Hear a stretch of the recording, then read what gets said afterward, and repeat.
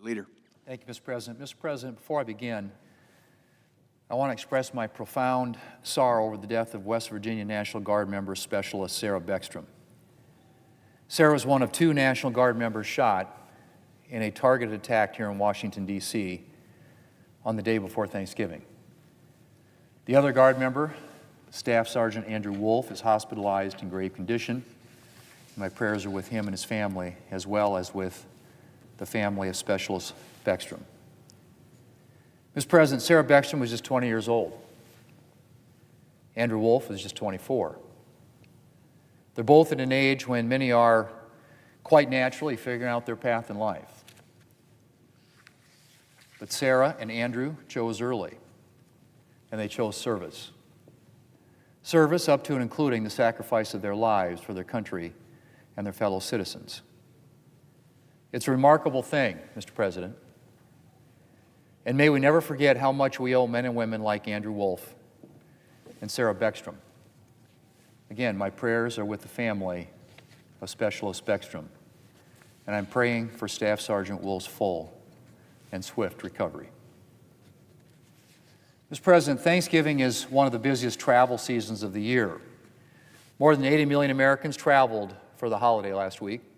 And while most of them packed up the car and hit the road, about 6 million Americans boarded planes to spend the holiday with relatives and friends across the country. And I'm sure all of them were breathing a sigh of relief that the government shutdown was over and that air traffic control had resumed normal operations before their trips. Mr. President, the impact on air travel was one of the most visible aspects of the chaos that ensued during the Democrats' 43-day government shutdown. Flights were snarled throughout the shutdown, but it got progressively worse as the shutdown drug on. By the time Democrat shutdown entered its second month, the FAA was forced to order cutbacks in air traffic as a matter of safety. And more would have been required if we hadn't been able to finally reopen the government when we did. So, Mr. President, I'm relieved that air traffic was able to get back to normal levels before the holiday travel surge. I'm grateful to thousands of air traffic controllers who were on duty during the shutdown without pay and who work hard every day to keep planes moving quickly and safely. They have an important job, and I know that every controller shares a commitment to putting safety first, whether it's a normal day, the middle of a snowstorm, or a government shutdown. Mr. President, even before the shutdown, our air traffic control system was facing challenges. And modernization efforts have been a priority for both the Trump administration and for Congress this year. Before the holiday, the Commerce Committee's Aviation Subcommittee held a hearing that examined air traffic operations during the shutdown, as well as the challenges that existed prior to the shutdown and that still exist today. And I appreciate Chairman Moran's attention to these important issues. And I'm grateful that my colleagues are taking the time to delve into the challenges facing air traffic control. At least our Republican colleagues, Mr. President, are taking the time. The lead Democrat on that panel called the hearing political theater. And the Democrats' witness for the Aviation Subcommittee talked only about, get this, Obamacare. That's right, Mr. President. Obamacare,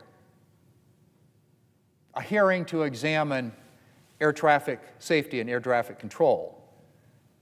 And that was the only witness the Democrats asked to come and testify. So I'm hoping that this was a one-time political stint and not an indication of the attitude that Democrats are going to take going forward. Because we have a lot more work to do on this issue. Republicans remain focused on improving air travel and safety, and that hearing was just one part of our continued efforts. Earlier this year, Republicans took a major step forward in air traffic modernization with the One Big Beautiful Bill, which made a significant investment in technology improvements for the air traffic system. Mr. President, the systems being used in air traffic control towers today are in desperate need of an update. This funding will help to deploy state-of-the-art technology to towers across America. One example of the need for modernization is what happened at the Newark Airport, one of the busiest airports in the country, earlier this year. In April and May, Newark experienced equipment outages that led to major flight delays and significant disruptions in air travel. The Trump administration moved quickly to address these issues and bring Newark back to full strength, but the underlying issue is aging technology across the air traffic control system. Issues that are only exacerbated when adverse conditions strike, such as severe weather or the recent government shutdown. The investment from the One Big Beautiful Bill will go a long way towards solving the underlying technology problems and will strengthen the entire system. Mr. President, another challenge is the shortage of air traffic controllers. We're almost 4,000 controllers short of full strength, which means that controllers at a number of airports need to work longer hours and more shifts to keep the system going. Addressing this shortfall has been a priority for the Trump administration, which has devoted attention to hiring and training additional controllers. I appreciate that the administration managed to keep hiring and training operations going throughout the shutdown, which lessened the potential long-term consequences for America's skies. Republicans and Democrats here in Congress are focused, too, on supporting hiring and training efforts. And this year's transportation funding bill, which I hope to take up in the near future, supports sustained hiring and training to add 2,500 new controllers next year. Mr. President, upgrading outdated technology and adding new air traffic controllers will make a big difference for the traveling public and for supply chains that rely on air cargo. And it will help deliver a more modern air traffic system capable of providing more efficient and safer skies for all Americans.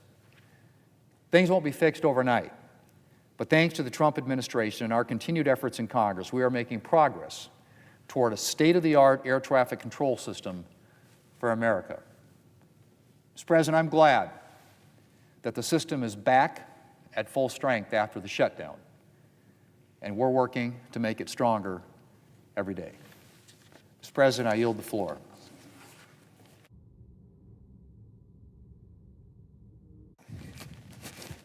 Democrat Whip. Mr. President, let me pick up where the Republican leader left off on air traffic controllers. The busiest airport in the United States is O'Hare, when you count both passengers and cargo traffic. And after the government reopened, I went to O'Hare and I met with the air traffic controllers. I've known them for years, dating back to the first government shutdown during President Trump's first administration. There are roughly 10,500 air traffic controllers nationwide in America. We need 14,000. So what does that mean if you're understaffed by that 40% figure? It means that those who are presently working work extraordinarily long hours. In fact, the normal routine at O'Hare with the air traffic controllers who manage that airport is to work 6 days out of 7, 10 hours each day. So one of the most stressful possible jobs in America, they are working 6 days a week, 10 hours a day. The stress was overwhelming. And I told them that with the closure of the government behind us, we have to do something, and I hope we agree on a bipartisan basis to do it quickly. We need not only more air traffic controllers, well-trained and ready to work, and that will take some time to find those people, but we also need new technology. We've waited too long. We've talked about this issue over and over again. It's time to do something. I want to salute those air traffic controllers. They've gone through a tough weekend with America traveling for Thanksgiving, and I know that many of them have worked hard to make sure that we're safe in our travels. So I want to echo the comments of the Republican leader that this is an issue that should not go away. It's an issue we should address.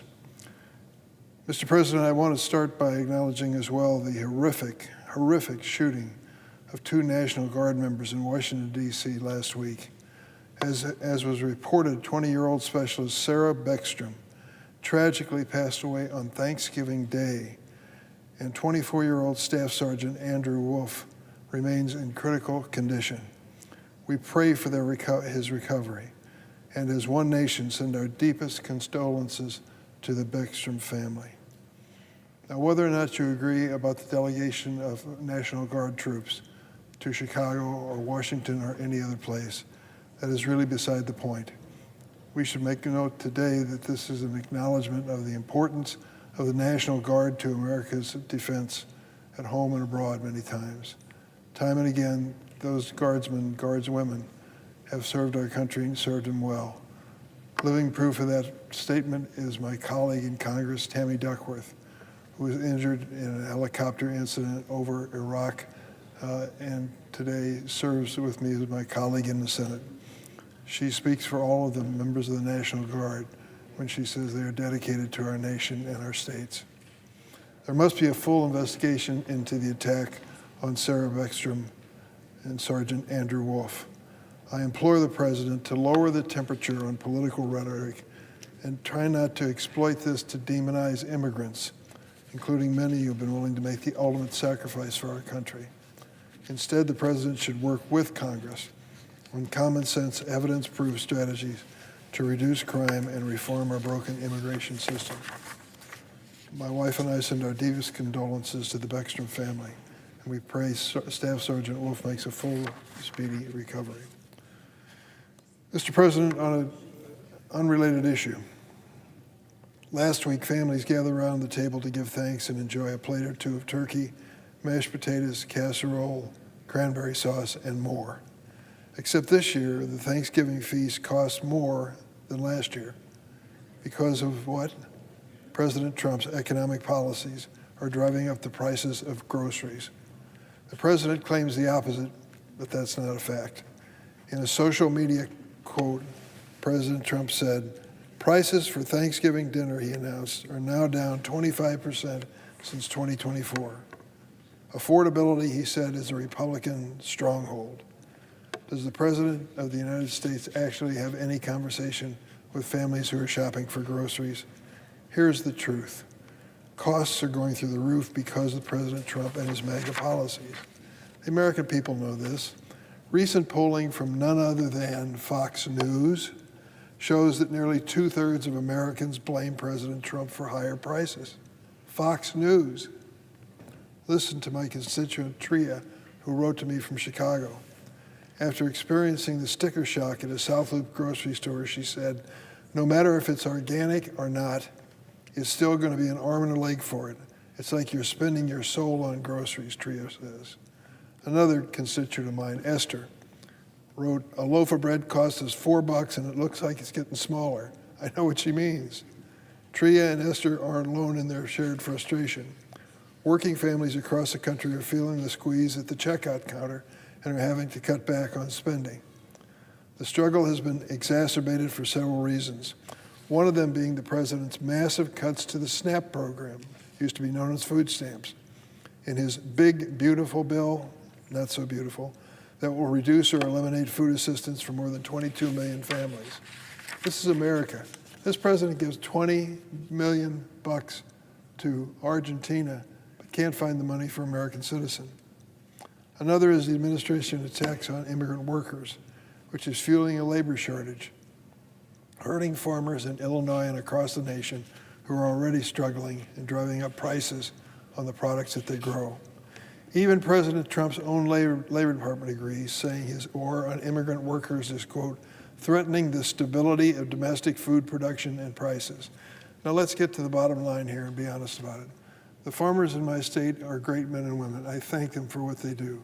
When it comes to the political scene, after a lifetime of dealing with them, I know that they're very courteous and kind, come and see me with regularity, give me a lot of things to seriously consider, and usually vote for the other party. I get it. They're more conservative. They just don't see things politically the way I see it. But when you close the doors and there's no press around, and you ask them what's going on, they're scared to death. They see China stopping purchases of soybeans. Why is that important?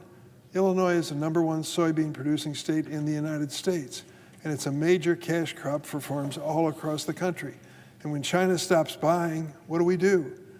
Unfortunately, our buyers, like China, turn to other countries, and they use those countries as sources when they used to rely on us. That worries these farmers behind closed doors. They don't say much publicly. They don't like tariffs. They tell me that behind closed doors, too. They don't want to be open and public about their criticism of President Trump, but the tariffs are a tax that they know are going to make it difficult for them and their exporters and importers of important goods. In addition to all that, they need workers on the farm. It's a fact. Whether it's an orchard or a dairy farm or any other farm operation, many of them need workers on the farm. And there aren't a lot of local people volunteering for that job. The president's policies against immigrants not only is denying them the source of these workers, but is also creating an attitude in other joining countries that have served us in the past that it's too dangerous to come try to work in the United States. That's the reality. Nationwide, for example, the cost of a lot of basics just keep going up. Orange juice, up 29% compared to last year. Ground beef, 14%. Coffee, 26% more. None of these developments have occurred in a vacuum. They're a direct response to the president's chaotic tariff policies. He changes his mind every 15 minutes. Is it 10%? Is it 15%? Is it 100%? Wait a minute, the governor of Ontario just ran an ad during a baseball game. Let's raise the tariffs on products from Canada by 50%. Is that any way to run a country? Already families in Illinois have paid more than $700 just this year on average because of these policies. In a Supreme Court hearing on the legality of these tariffs last month, Justice Sotomayor said to the lawyers defending the president, quote, "You say tariffs are not taxes, but that's exactly what they are." Justice Sotomayor is absolutely right. We are paying for Donald Trump's failed economic agenda, an agenda which runs back and forth helter-skelter day by day. And the president recognizes it too, really. That's why a few weeks ago he watered down his own economic proposal when he suspended certain tariffs on bananas, coffee, beef, and clothing. You just can't keep up with him. Why backtrack? Because he knows that the voters and consumers in America are fed up with rising costs and place it by a factor of 2 to 1 at his feet. My source again, Fox News. The president sees the writing on the wall, and he's scrambling to undo the damage he's caused. But it's too little, too late, unless he moves quickly and changes it dramatically. The damage goes beyond food prices. Thanks to this president, Americans are now confronting higher utility bills. Just ask him. On the campaign trail, the president promised to slash electricity prices in half. Drill, baby, drill. We'll take care of everything. It ain't working. On average, Illinois households are paying more than $1,500 annually for lights and heat in their home, up more than 15% from last year. Cause and effect. Under President Biden and with the support of Democratic Congress, we signed into law the Inflation Reduction Act. This historic law provided tax credits to help households and businesses install energy-efficient windows, insulation, HVAC, and solar panels to lower their bills. I know because I put solar panels on my home in Springfield. Our electric bill, our monthly bill, was cut dramatically because of that policy decision from the Biden administration. Earlier this year, President Trump and congressional Republicans scrapped these credits for solar energy with their so-called big, beautiful bill. So while utility bills go up, people who want to go to cheaper forms of sustainable energy, such as solar, are told the tax incentives are no longer there, just the opposite of what we should be doing. And then they went further, eliminating incentives for wind and solar projects, meaning fewer jobs and less power to the grid. It's supply and demand. Less power equals higher prices. And the consequences of these policies are already taking effect. According to the Century Foundation, past due utility balances have jumped 10% this year, 10% more than they were the year before. People can't afford to pay these utility bills. And just like snap cuts, Trump's energy policies harm those already struggling the most. One example, his budget proposal calls to eliminate LIHEAP, a program that helps millions of low-income Americans pay their energy bills on time. Between the sky-high cost of rent, groceries, and utilities, Americans are being hit from all sides. The president has recently floated $2,000 tariff rebate checks as an idea. Not only are these checks unlikely to see the light of day, but the hole he has put American families in is far greater than $2,000. The American people see right through the Donald Trump scheme, and they know that the sole reason they're facing higher prices is because of his policies. While Republicans ignore higher costs at their own peril, Democrats are still going to keep fighting to lower costs for the American people. Madam President, we know that there's an opportunity that's going to come before the Senate in just a few days to do something about the high cost of health insurance premiums. I'm hearing it back home. People understand what's happening. They're getting notices about what these premiums are going to be as of the first of the year. Some 24 million Americans are affected by the big, beautiful budget bill of Donald Trump and the elimination of these tax credits. It's time for us to do something for American families that makes a difference.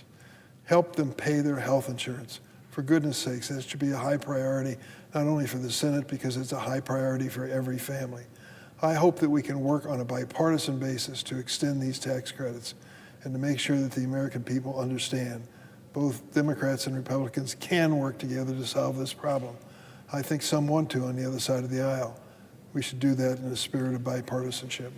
The last point I want to make, Madam President, is almost impossible to understand or explain. Can you imagine that the former president of Honduras, his name is Juan Orlando Hernandez, was prosecuted by the federal government of the United States for his involvement in the trade in narcotics. He was found guilty of having been involved in and sentenced to some 45 years in prison as a result. He once boasted as president that he would stuff the drugs up the gringos' noses. He accepted a $1 million bribe from El Chapo, one of the leaders in Narcotics International, to allow cocaine shipments to pass through Honduras destined for the United States.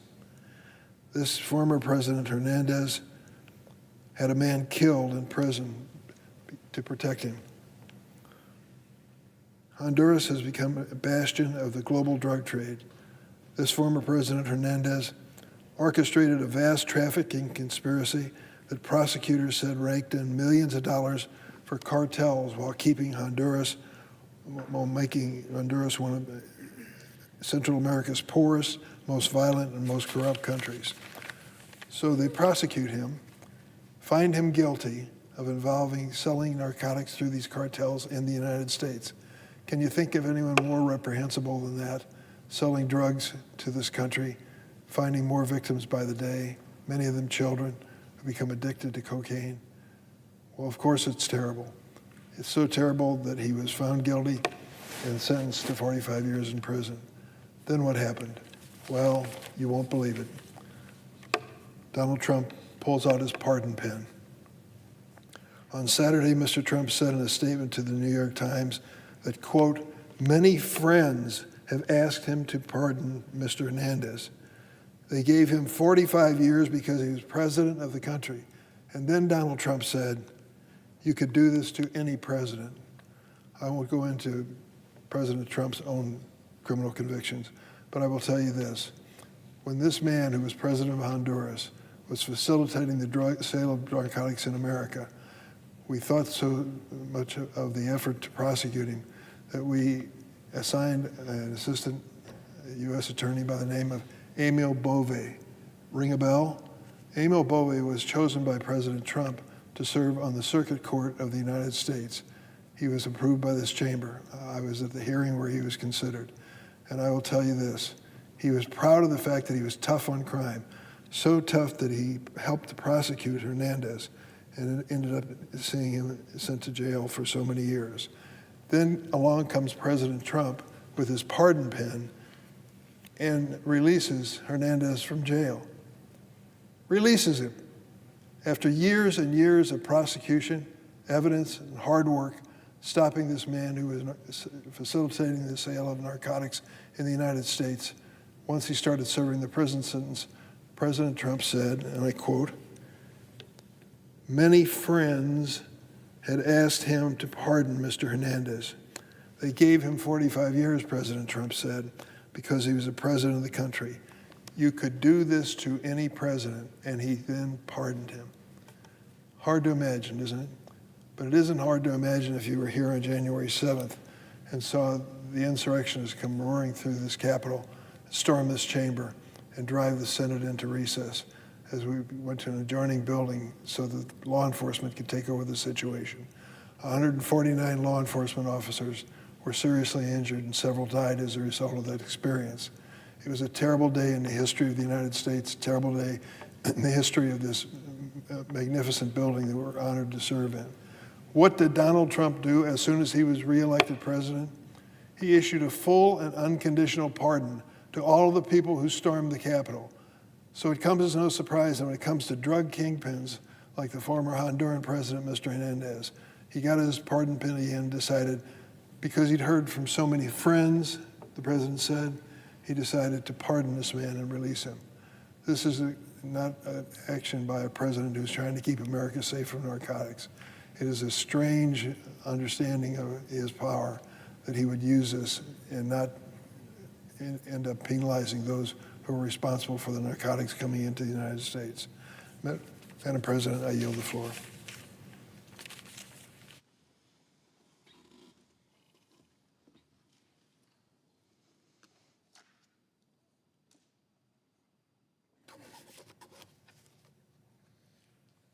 Madam President.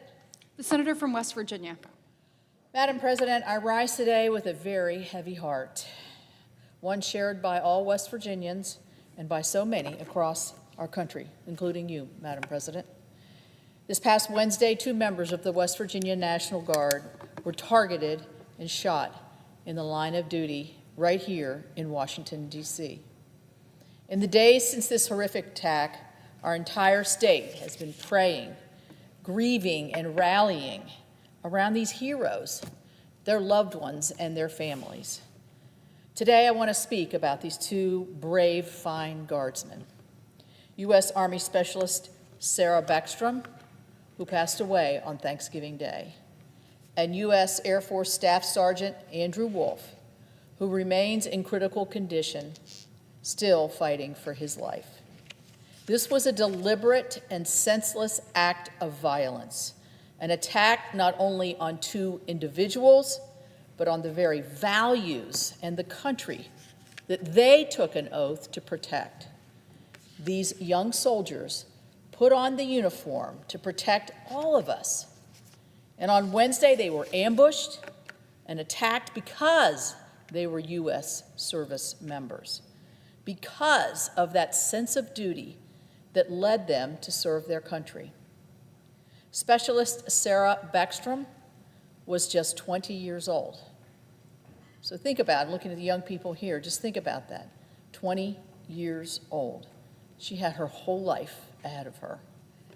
We are so proud to claim her as one of our own. Sarah was a West Virginia girl. She served with honor, distinction, and a deep sense of responsibility, qualities that her family, her fellow soldiers, and her community have all recognized. Those who served alongside of her talk about her leadership and her very bright spirit, and you can see that in her smile from her photographs. They talk about somebody who showed up every single day. They described her as a peacemaker, and that's what she was doing on the streets of D.C. She was being a peacemaker. And that's exactly what she was. Her loss is immeasurable. And on a holiday that means to bring many families together and create joyous moments, her loved ones instead face the unthinkable. My prayers and deepest condolences are with them. Sarah's service, her sacrifice, and her example will not be forgotten by her Guard family, by the state, by her own family, by the state of West Virginia, which we so proudly shared, or by this nation. U.S. Air Force Staff Sergeant Andrew Wolf remains in the hospital, and we are all praying hard for him, his family, and his fellow guardsmen. Andrew volunteered to serve and to take on missions that protect our country and our communities while he was still in high school. Andrew is 24 years old. I spoke with his mother, Melody, this morning, and my biggest takeaway is that Andrew is a fighter. My other takeaway in talking with Melody is that she and the entire family, including Andrew, are very devout. They believe in the power of prayer. They believe in the power of the God Almighty to weave his way and his will, and they've gathered much strength from that. There are so many people in his community and in our state and really across the country and around the world that are praying for him. His family has shown extraordinary strength during these painful days, and I want them to know this, as I told her this morning. Andrew is not alone.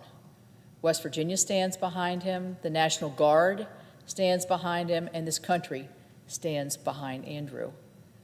Powerful and plentiful prayers are offered to Andrew and to his family. I also want to take a moment to recognize the West Virginia National Guard. This attack has shaken them deeply, as you can imagine. Guard leadership, including Major General Seward, the Adjutant General of the West Virginia National Guard, have been steadfast, compassionate, and focused on the families and the service members. Whenever tragedy hits our state, whether it's a flood or a fire or storms or public health emergencies or overseas deployments, the Guard is always there, always there. Today, as they bear tremendous grief for themselves, they continue to support the families of Sarah and Andrew with the same dedication that they bring to every mission. West Virginia is so proud of our service members. We always have been. And this moment, while it is painful, reminds us again just how much they sacrifice and just how much we depend on them every day. Let me be perfectly clear. This was an unprovoked and targeted attack on 2 American service members. It was a horrific act of violence.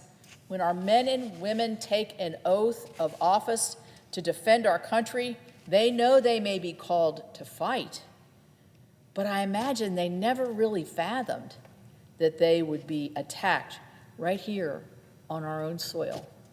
It's just unthinkable. This is a moment for unity, for resolve, and for honoring the men and women who serve our country so bravely. It's a moment to stand against violence of any kind, especially violence directed at those who protect us. Tomorrow, I intend to introduce a resolution in this chamber to formally honor Specialist Beckstrom and Staff Sergeant Wolf. This resolution will reflect what every West Virginian already knows, that Sarah and Andrew represent the very best of our state, the very best of the National Guard, and the very best of America. The resolution also lets their families and loved ones know that the United States Senate will stand with them, support them during this terrible time, painful time, and for them to know that they are not alone. Madam President, West Virginians are tough, we're resilient, but we are deeply, deeply connected to our communities and to our values. When we lose one of our own, we all feel it. Today we mourn Specialist Sarah Beckstrom, and we pray hard for Staff Sergeant Andrew Wolf. We extend our love and support to their families and reaffirm our gratitude for every member of the West Virginia National Guard who continues to serve with courage and honor. Thank you, Madam President. I yield the floor.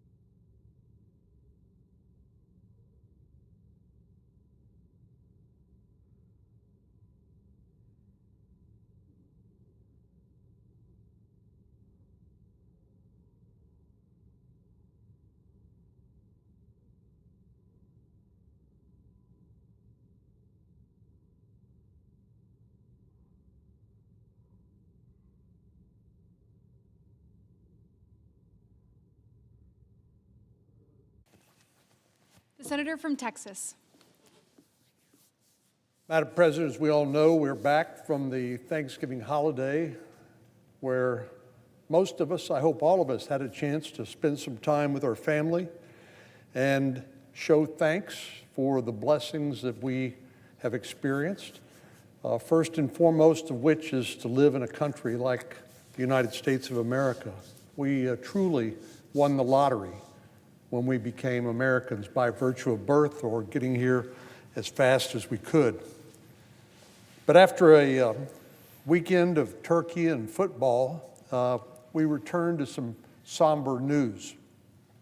As the senator from West Virginia recounted just a moment ago, on Wednesday, 2 of our National Guard service members stationed near the White House were shot in a targeted ambush.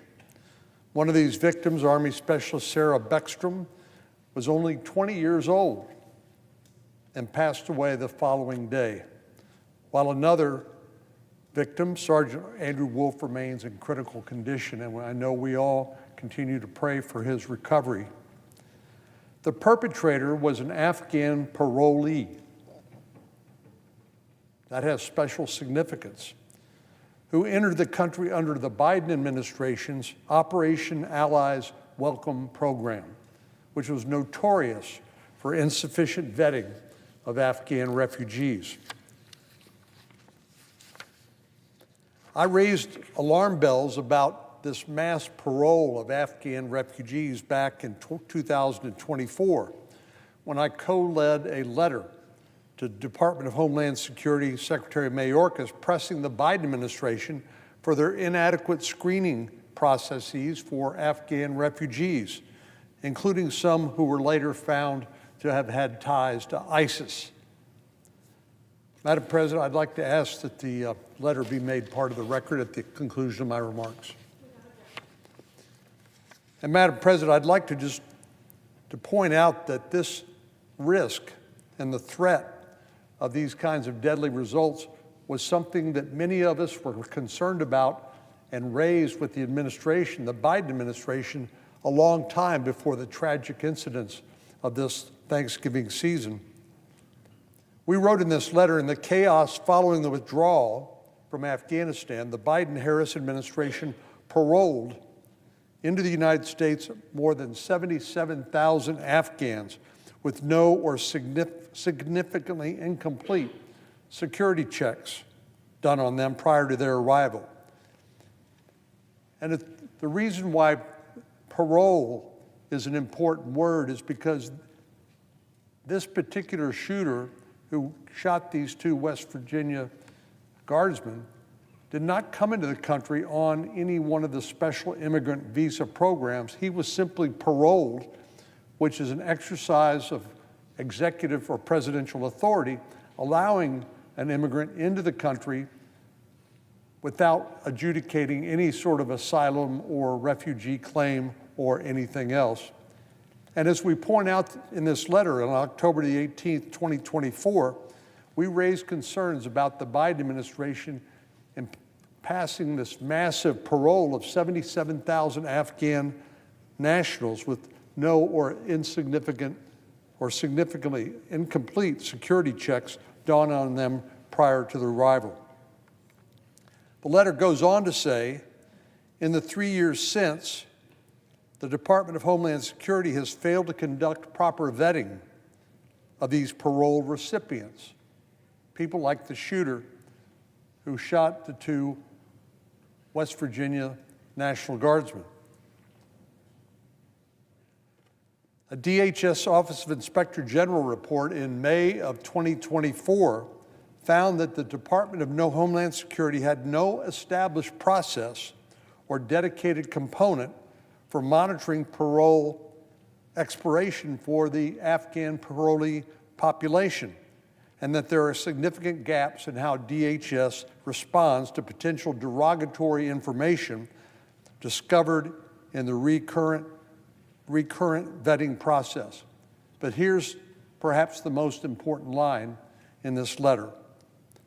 We said this ongoing failure to protect Americans from potential terroristic threats is unacceptable, and it is only a matter of time before it yields deadly results.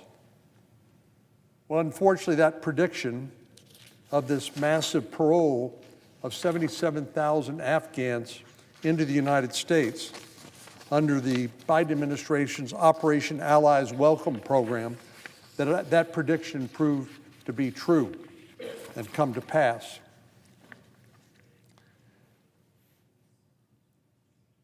Our prayers continue to go out to the family of Sarah Beckstrom, an American hero who gave and made the ultimate sacrifice for her country.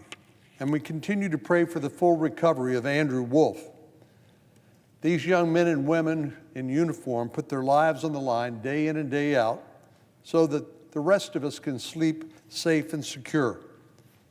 When tragic events like this take place, it's a reminder to all of us of the sacrifices they make in order to protect our freedom and public safety. I'm grateful to President Trump, to the FBI Director Patel for their swift response and for their commitment to bring the perpetrator of this heinous event to justice. But even more than that, we need to make sure that it does not reoccur through other paroled, poorly or insufficiently vetted Afghan parolees.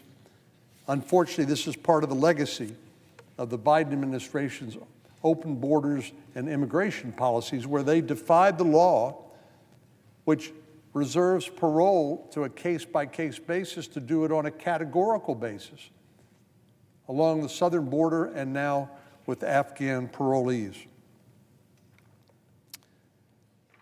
Madam President, on another matter, we have only 3 scheduled work weeks before Christmas. Compared to what the Senate had left on its plate last year, I think a great deal of praise is in order for our leadership, Senator Thune, and Senate Republicans generally, for getting so much done in the last 11 months. We started the year off with an impressive clip confirming President Trump's cabinet at a record speed. We successfully passed a reconciliation package, which will extend President Trump's tax cuts for working families, known as the One Big Beautiful Bill, or the Working Families Tax Cuts Act, which contains far more than just tax relief for the American people. We passed our first draft of the National Defense Authorization Act in the Senate. In addition to these impressive accomplishments, the Senate has also passed the first tranche of government funding bills and a continuing resolution that will keep the lights on through January.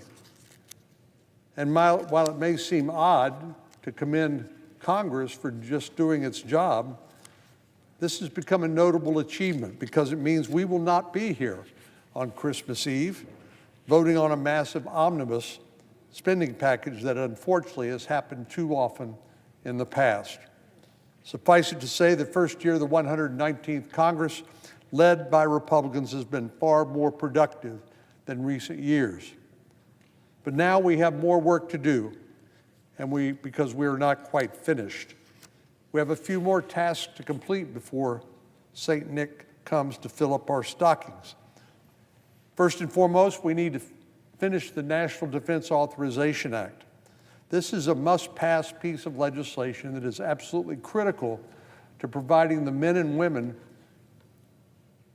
who protect this country with the finances and the resources and the training they need in order to do their job. The House and the Senate have passed their own respective versions, which means now the task is for a conference between those two versions to reconcile those differences, any differences, and pass that version in both chambers. Then the final version, of course, as we all know, can go to President Trump. As part of the process to finalize the NDAA this year, I remain adamant in my provisions to address outbound foreign investments that they be included in the final version. We all know that the Chinese Communist Party is the greatest national security threat, not just to the region, but globally at this time. What many of us did not fully appreciate is how American investors are directly supporting the Chinese economy and the Chinese military through outbound investment to the tunes of billions of dollars. The U.S.-China Economic and Security Review Commission noted that the United States is, quote, the most important single source of investment to semiconductors, quantum computing, and AI in China.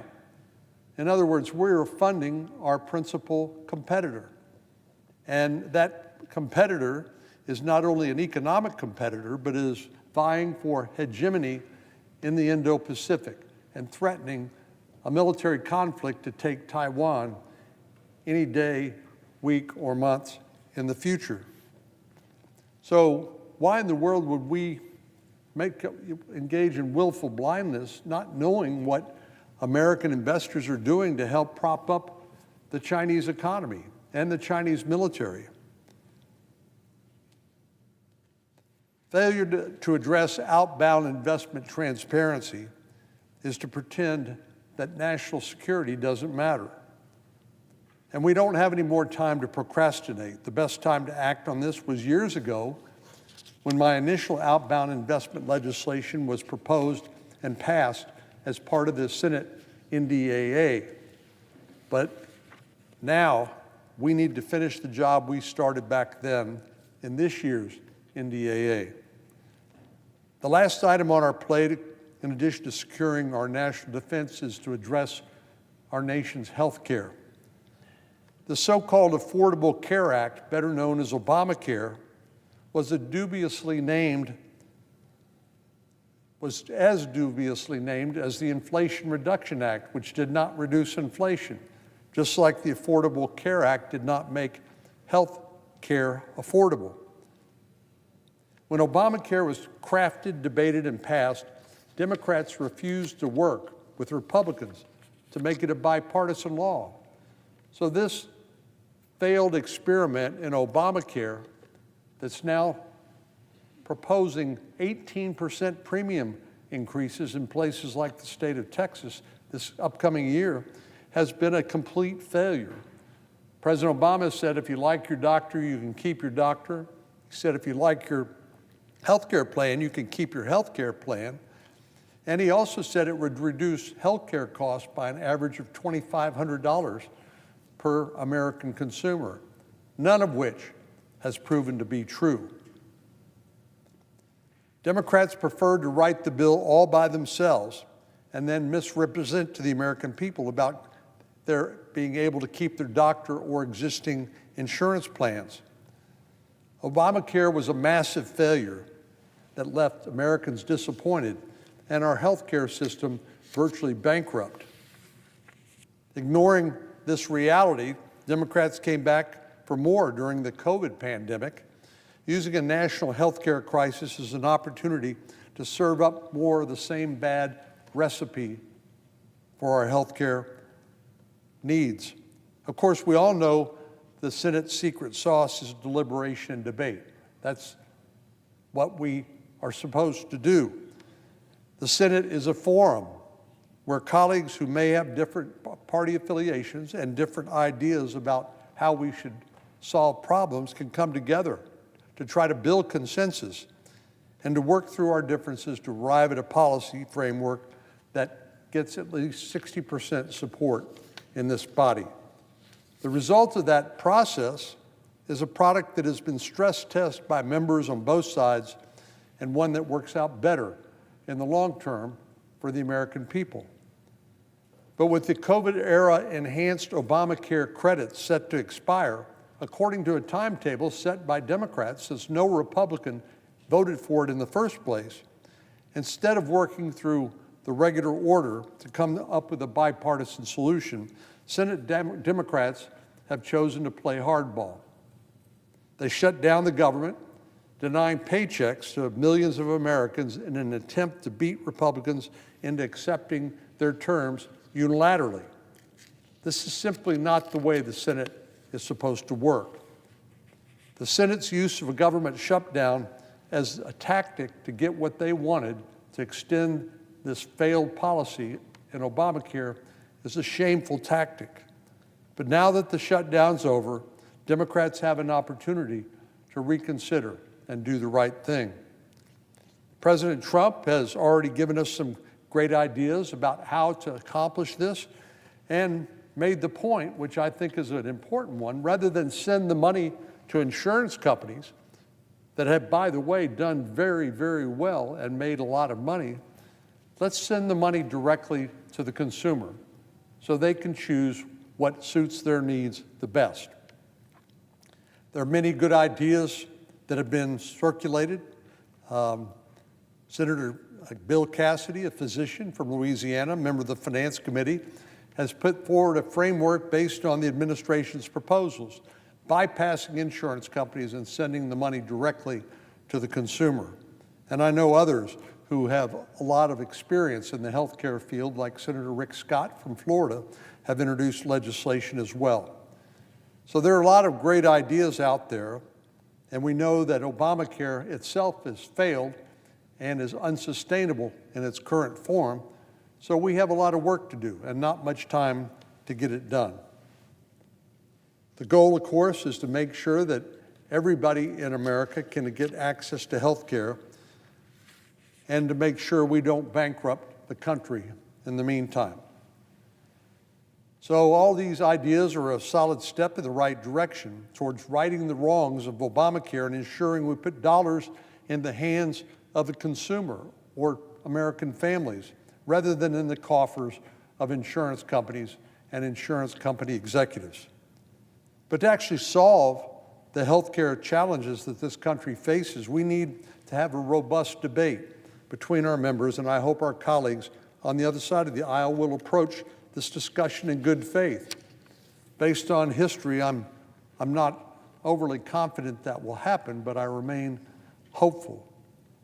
So I look forward to working with all of our colleagues, as well as President Trump, to come up with the right solution for health care that actually relieves the burden of rising health costs on American families, primarily caused by the abomination known as Obamacare. Madam President, I yield the floor.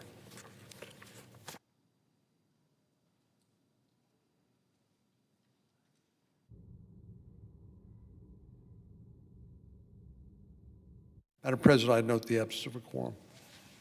The clerk will call the roll. Ms. Alsobrooks.